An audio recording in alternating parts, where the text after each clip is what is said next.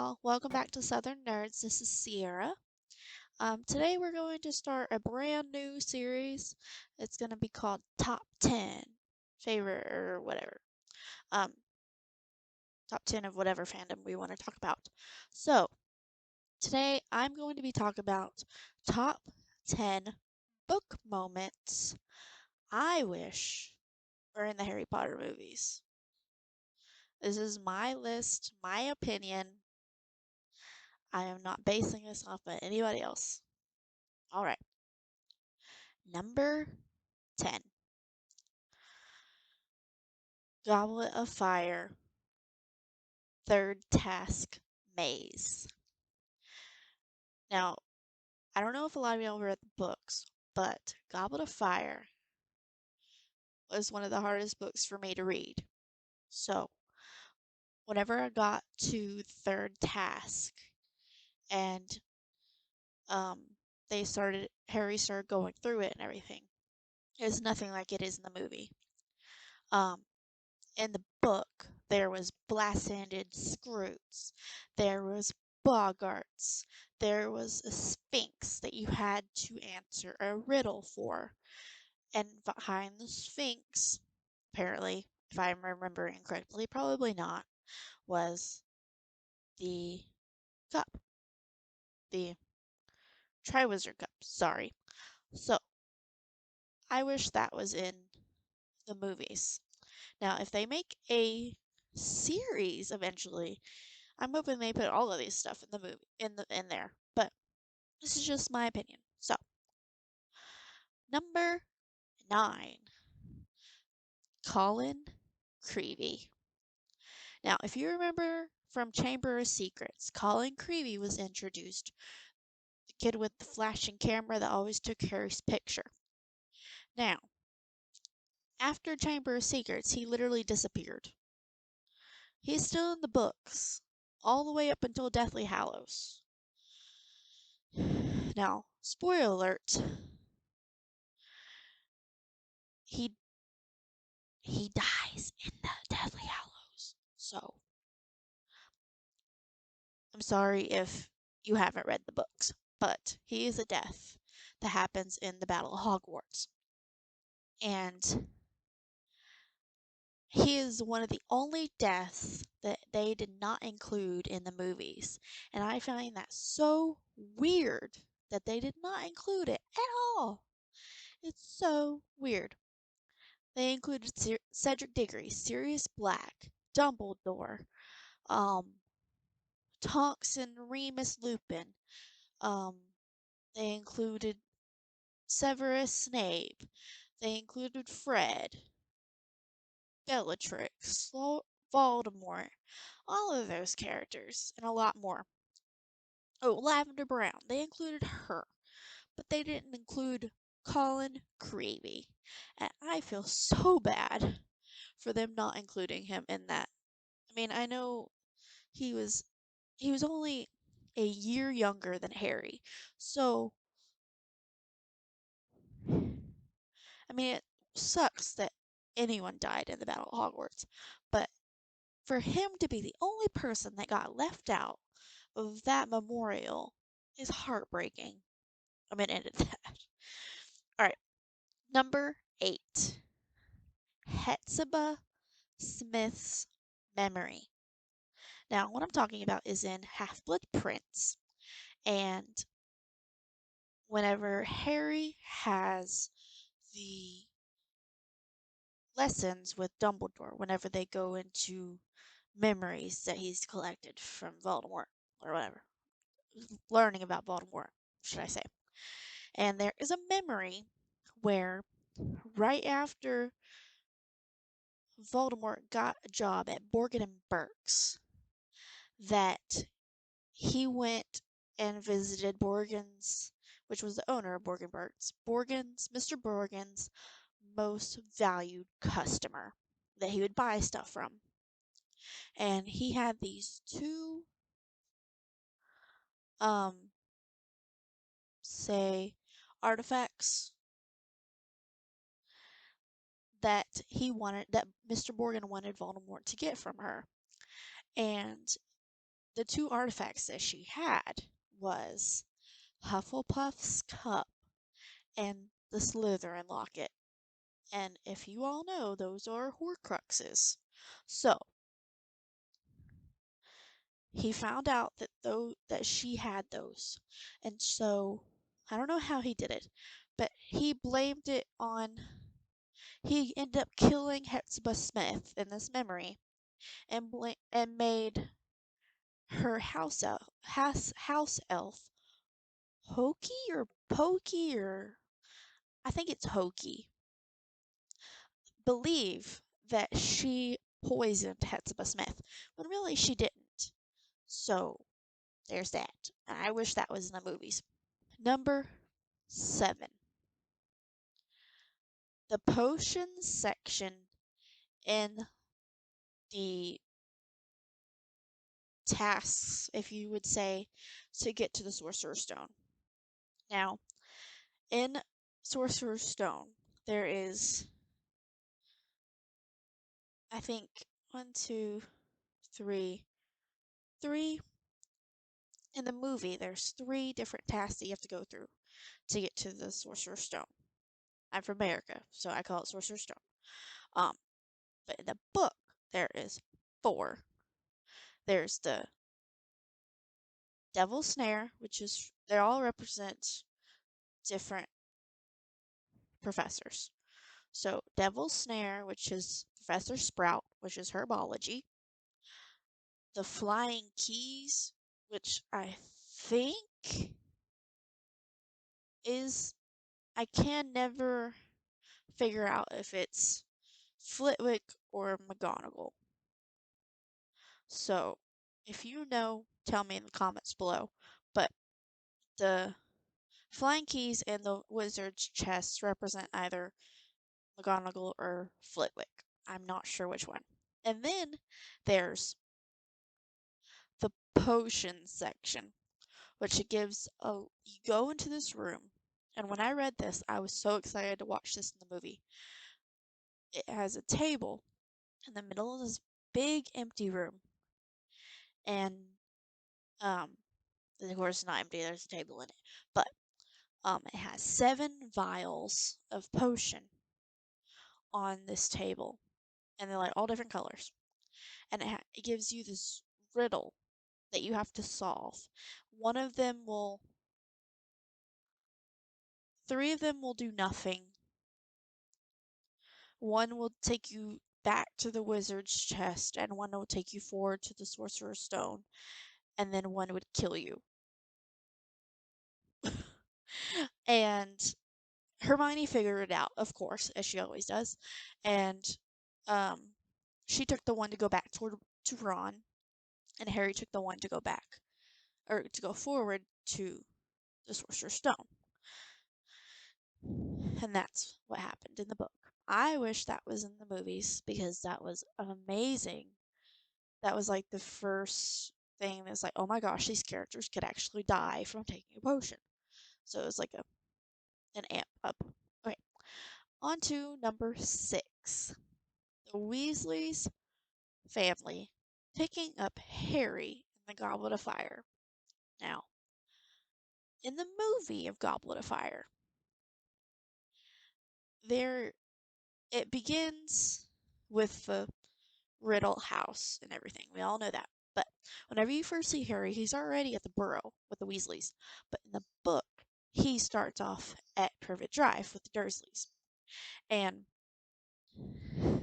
it's so funny because Ron writes Harry all these letters and talking about the Quidditch World Cup, okay? And they go on about Ron is like, you need to talk to Dursleys about letting you come to our house and stay with us for the rest of summer, so that way you can go to the um sorry, it slipped my mind. Quidditch World Cup with us. Sorry.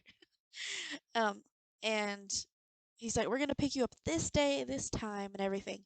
And the Grizzlies, the Dursleys, um, the Dursleys um agree to it, and they sit out in the living room, and Vernon's got on Mr. Dursley. Vernon has on the most muggle clothes he could possibly find. That's how the book describes it in layman's terms. And just to show how normal is, I should say in quotations, um, he is compared to the Weasleys.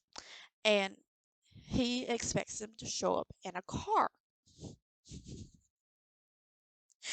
And it gets, I think it was like at 4:30 or something. I can't remember really. And time goes on and on and on, and they never show up. And Harry's starting to get worried, and they hear this like banging on the wall, and I can't get this out of my head. And at this point, Mr. Dursley had boarded up the fireplace. And if you know wizards, they travel by flue powder, okay? So they had used a flue network to travel to Privet Drive. And it was Arthur Weasley, Fred, George, and Ron. Popped up in at first it was Fred, I believe. I think it was Fred. And he was the first one to pop up. And he's like banging on the wall.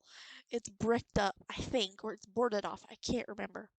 And he starts banging on the wall to go through, and all of the other three pop up, and they're all crammed in this tiny little fireplace trying to get out. So funny. And they finally the Harry finally gets the fireplace unblocked, and they're all covered in soot and everything. And Arthur Weasley just walks out and holds out his hand. He's like, "Hi, I'm Arthur Weasley. You must be Mr. Dursley." It is the most hilarious scene I have ever read in my life. All right, on to number 5. Peeves the Poltergeist. Now, we all know the Hogwarts ghost, right? So, this is another ghost that was left out of the movies. Um, he is Poltergeist. He's like as you say, the comedic relief, I guess. As I would put it. He is he wreaks havoc around Hogwarts all the time, and nobody can stop him except the Bloody Baron. He does all these little songs about everything, and he is just hilarious. They were gonna put him in the movie, but they took him out at the last minute, and that sucks. Number 4, the Weasley twins storyline in Goblet of Fire through Goblet of Fire and Order of the Phoenix. So, y'all know the Weasley's Wizarding Weezes store. So, okay, at the beginning of Goblet of Fire, whenever they go to the Quidditch World Cup, there is a man that they don't mention in the movies. His name is Ludo Bagman. He is the head of the Department of Magical Games. I believe that's the name of the department he's in. He is asking around the stadium if anybody wants to place any bets for the game. And the Weasley twins bet that um, Ireland will win, but Bulgaria will catch the snitch. And that's what happened. So they won the bet. So they won a lot of money. I can't remember how much they won, but it was a lot of money. So they go up to Ludo Bagman and they get the money from him. And it turns out he gave them leprechaun money, which disappears within 24 hours.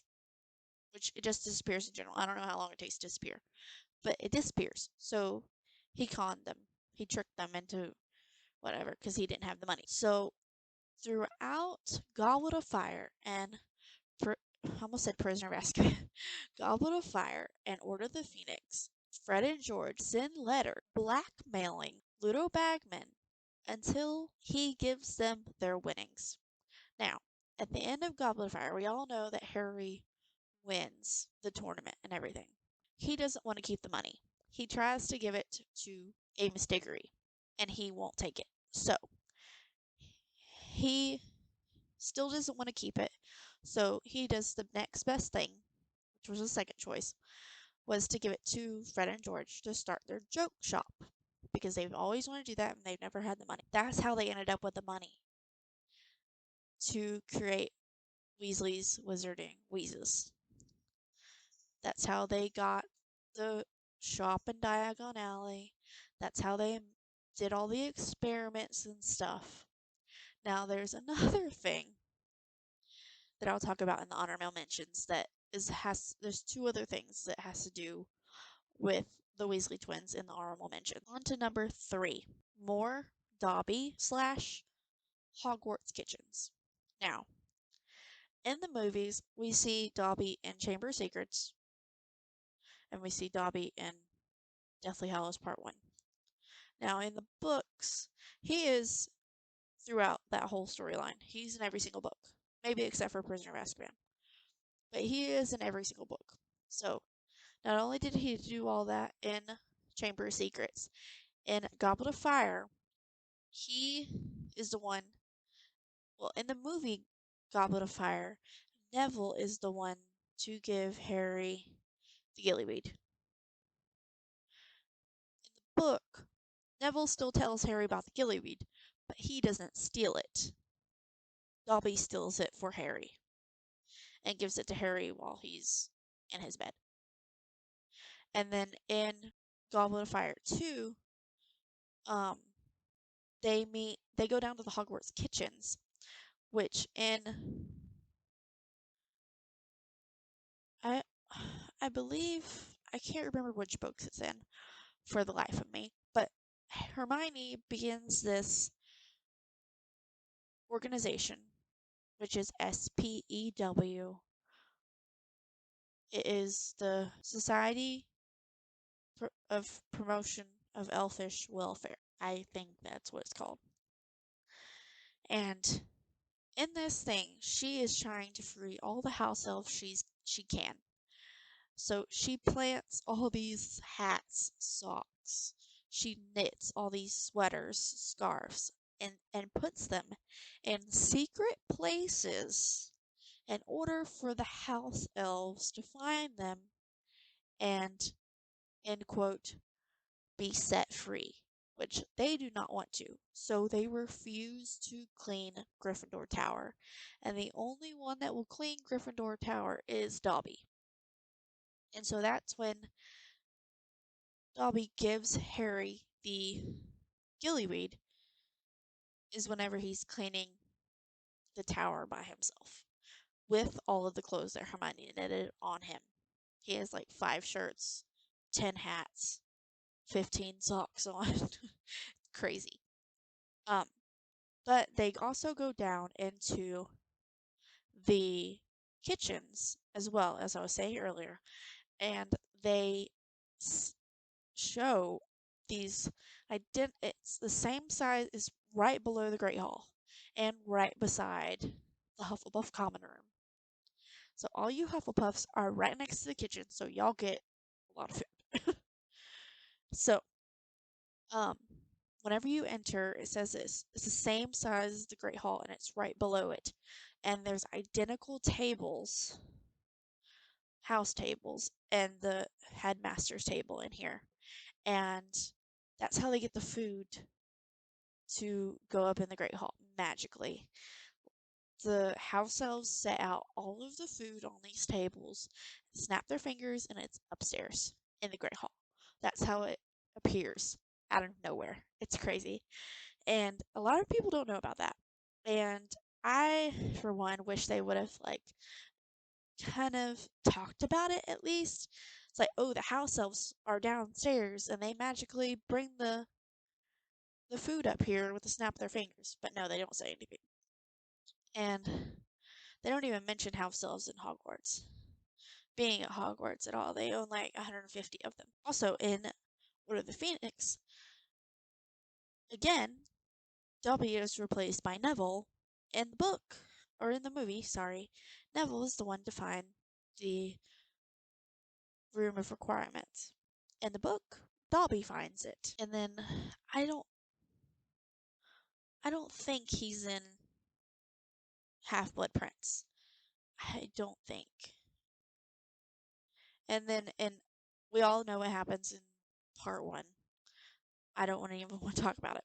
But I wish they would have just added slight nods to him. I know the cost of it to animate him was a lot of money, and they probably could. I mean, they had a budget of through the roof, but it was probably not in their budget, and they didn't really want to think about it. But I think it would have made it even more sad if he was throughout all of those movies, and then what happened in part 1. It would have been a lot more emotionally instead of just putting him in Chamber of Secrets, not seeing him for like 4 movies, and then have him pop up and then he dies. But can't really change it now. But I wish they put it in the. If they do a series, I wish they'll do that. Keep him throughout. Now, number 2, Dudley's send off to Harry. Now, in part 1 movie, I know this is a deleted scene, but there is more to it that is not there. He's trying to get Petunia and Dudley to leave, and Harry is standing there with Aphelios Doge and I can't remember her name, but it's another Order of the Phoenix member. And they're waiting till they leave until it gets to another location, and they all leave at the same time. Whenever in the book, whenever Vernon is trying to get Petunia and Dudley to leave, Dudley won't leave. And he keeps asking, why isn't Harry coming with us? Because he knows Harry's always been there. And he's been like this ever since the Dementors happened. He's been very quiet. He hasn't really said anything to Harry. He's like changed his perspective on things. He's not been mean at all. Vernon is like, we need to go, we're running late and everything. And he says Vernon says something to Harry, and or he says something like he's just a waste of space. And Dudley turns to Harry and just says, I don't think you're a waste of space. And they all just freeze. And Petunia starts crying and everything. And she runs up and hugs Dudley. And I think she should have hugged Harry. But, and that's what Aphelios Doge said. Doge, that's what I was going to call him. Doge says, that's what he says, is, why are you hugging Dudley? You should be hugging Harry. And Harry's like, no, she has a right to hug Dudley because that from him that means I love you. And I wish they would have if like dug deeper into that scene and actually put it in the movie instead of having a deleted scene. They did incorporate it into the deleted scenes, but it's not an actual scene. It's not really edited to be in the movie. Now, honorable mentions, I have a couple in Goblet of Fire, Harry and the gang, as I like to call them. The movie, they stay up on the top level and the Malfoys rub it in their face. But in the book, they actually do stay in the minister's box, which I think is really cool. And that's where they meet Winky, the house elf, that's up there by herself. And later they find out that Barty Crouch Jr. was there in the box with them, in the minister's box with them, underneath an invisibility cloak. Harry drops his wand in the movie. In the book, sorry. Harry drops his wand in the forest, running, in the riot in the campground. And Barty Crouch Jr. picks it up, uses it to cast the the Morse Moldre spell, the Dark Mark, and he puts Winky, the house elf, unconscious in the forest and leaves Harry's wand with him. Or with her, sorry. And Barty Crouch Sr. learns this, says she had the wand, and relieves her of her duties, and she ends up working at Hogwarts with Dobby. My other honorable mention is in Order of the Phoenix. Um, Fred and George are telling Jenny about one of their products that they are testing. He's showing them stuff, and uh, Molly is not supposed to know about this, so they're showing Jenny and Weez in secret um, this product, and she wants to try it, but they say no, you can't try it. This is the exact line. You can't try it because we haven't worked out all the kinks. Um, and she goes, what's wrong with it? It has a little side effect. You get boils everywhere. And she goes, everywhere? And yeah, you even get boils on your book. And Miss Weasley walks in, and he's cut off from there. And she goes, what are you two talking about? It is hilarious. On to number 1, Dumbledore's funeral. Now, in the movie, it does do very good job about doing a it doesn't really give a memorial, but they do a wands up thing that is very iconic. Um, I know everybody in the Wizarding World, when Alan Rickman died, they did the wands up at the Wizarding World of Harry Potter. Now, in the book, they do not do that. They actually have a funeral that all of the students and everybody that Dumbledore knew or knew Dumbledore is allowed to come. And they have Madame Maxine come back. They have Grawp there. They have the Mer people from Goblet of Fire. They have Rita Skeeter, of course, getting her scoop, as you would say. They have tons of people that we have seen that was in previous books show up and pay their respects to Dumbledore. And it is the most overwhelming thing to read that I wish they would have put that in the movie. I so wish, because in the funeral, Hagrid is carrying Dumbledore down this aisle to his tomb, I guess. And it's just so emotional and so overwhelming to read and listen to, especially on my Audible. It is so overwhelming to listen to that. It is so amazing. Even the giant squid that is in the movie, I mean in the book, comes and says, I mean, not says anything, but just there listening and everything. And it is just the most heartbreaking thing to read, but it is very amazing that all these people, all these characters come together to pay a memorial to Albus Dumbledore. It is the best thing ever I have ever read. And that's it for my top 10 book moments I wish were in the Harry Potter movies. I want to thank Winston for helping me come up with all of these, because some of these are his. I did not come up with all these on my own because a lot of them I couldn't remember.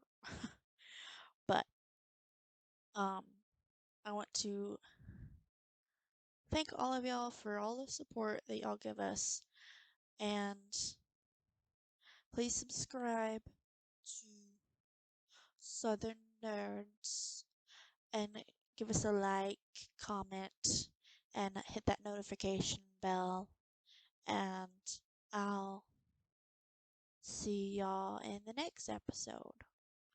Bye, y'all.